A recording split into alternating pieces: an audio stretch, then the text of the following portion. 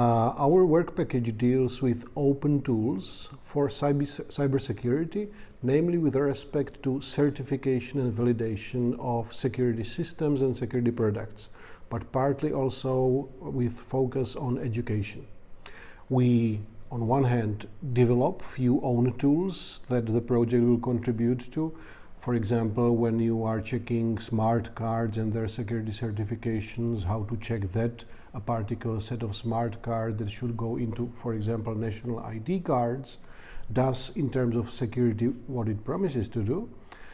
And we also evaluate tools that exist. We do not definitely develop things only from scratch, but we have teams of people involving as often as we can students of various countries and various universities that are checking functionality, namely security functions of various security tools for end users with respect to enhancing their security and privacy in the online environment.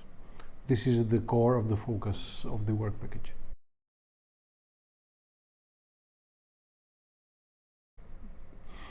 That's a tough one.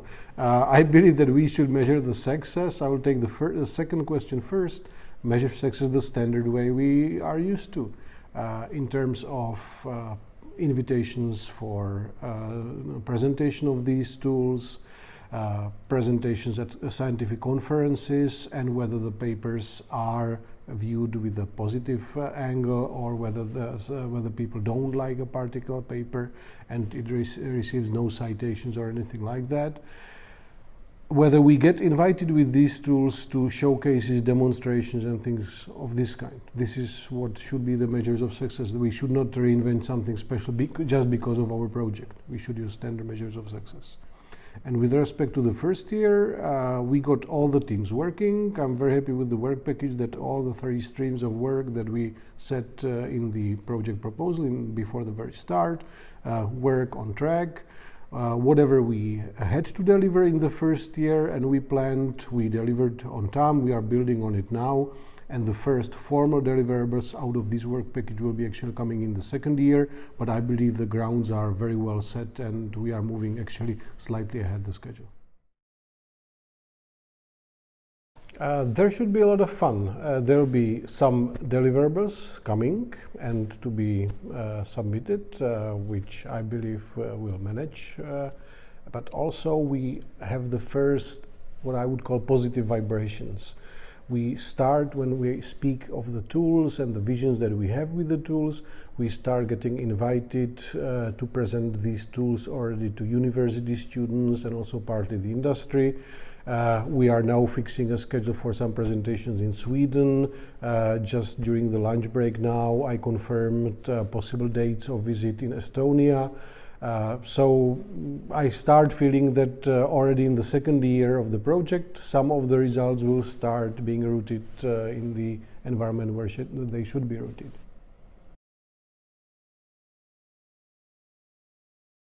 I know answer to the first part, I don't know the answer to the second part.